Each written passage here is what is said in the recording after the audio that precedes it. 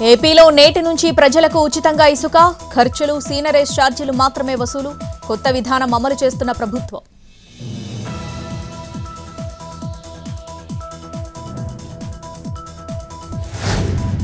నేడు విజయవాడకు CM Revanth, deputy CM Bhatti, మాజీ సీఎం వైఎస్ఆర్ జయంతి వేడుకలకు హాజరు.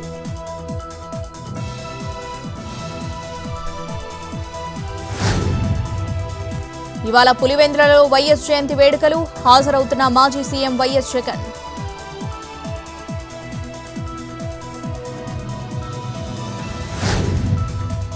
తెలంగాణలోని 6 ప్రాజెక్టులపై సీఎం రేవంత్ ప్రత్యేక దృష్టి. తక్కువ ఖర్చుతో ఆయకట్టును నీరందించేలా కార్యాచరణ. అసంపూర్తిగా ఉన్న పలు సాగునీటి ప్రాజెక్టులపై ఫోకస్.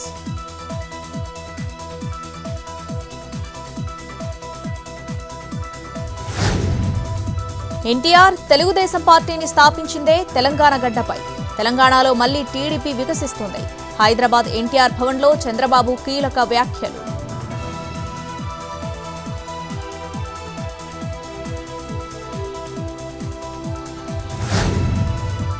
నేను చదువుకుంటున్న రోజులలో నక్సలైట్ అవుతాను అనుకోలేదు. విప్లవ ఉద్యమం నుంచి ప్రజాసేవకొచ్చానన్న మంత్రి సీతక్క.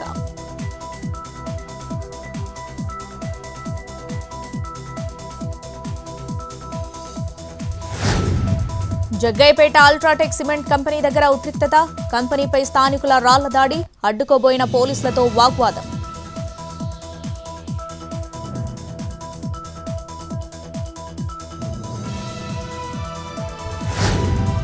ఫిరాయింపులపై మాట్లాడే నైతికత బీఆర్ఎస్ కు లేదు. కేసీఆర్ ఆనాడు ప్రతిపక్ష ఎమ్మెల్యేలను చేర్చుకోలేదా? కాంగ్రెస్ ప్రభుత్వాన్ని కూల్చడం ఎవరితరం కాదన్న మంత్రి జూపల్లి.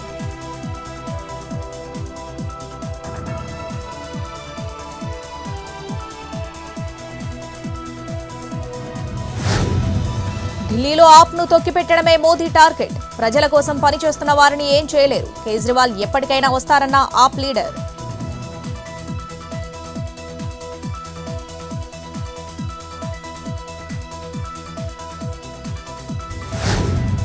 జార్ఖండ్లో ఇవాళ ప్రభుత్వ విశ్వాస పరీక్ష. ఇండీ కూటమి సభ్యులు రహస్య సమావేశం. ఎమ్మెల్యేలను కాపాడుకుంటున్న సోరెన్.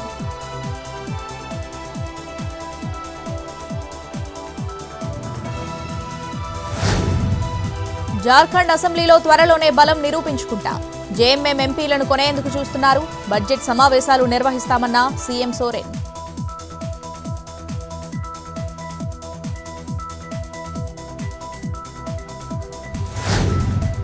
బీఎస్పీ అధ్యక్షురాలు తమిళనాడు టూర్. మాయావతి రాకను వ్యతిరేకిస్తున్న పలు సంఘాలు. ముందు జాగ్రత్తగా భారీ బందోబస్తు ఏర్పాటు.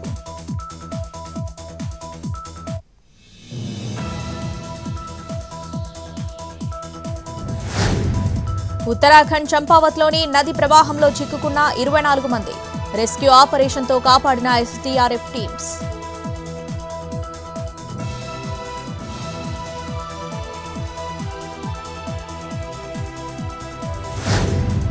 దేశంలోనే ఎన్టీఏను రద్దు చేయాలి. పరీక్షల లీకు వీరులను శిక్షించాలి. ఢిల్లీలో భారీ ధర్నా, ర్యాలీ తీసిన విద్యార్థులు.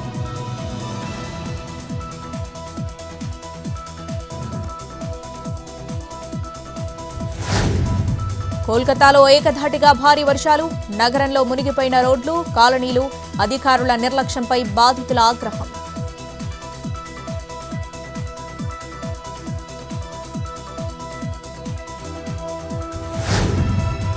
మణిపూర్ను ముంచేస్తున్న వరదలు. మునిగిపోయిన వందలాది కాలనీలు. ఆదుకోవాలని కోరుతున్న ముంపు బాధితులు.